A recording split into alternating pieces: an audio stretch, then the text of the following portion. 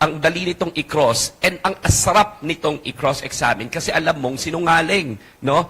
Eh bakit ginagawa at bakit pinatawag yung supposed Blue Ribbon Committee hearing na yan? Bakit sila nagmamadali ng mga oras na yon? Bakit?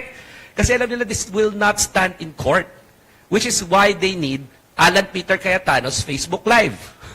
Diba? Kaya kailangan nila ipakita sa media para lang i-pollute yung mga utak natin, i-divert na naman yung attention from the real issue. The real issue here is the Senate as an institution is not performing because of what's happening, yung theatrical. At again, this is an attempt to block accountability insofar as the impeachment is concerned, insofar as Sara Duterte is concerned. So inherently, nagkakabulbul lahat yung mga kwento, hindi malinaw, talagang halata mong sinungaling, rehearse, walang credibility yung mga witnesses, and this is just a clear attempt to divert us from the real issues. The real issues, yung confidential funds ninakaw, di ba?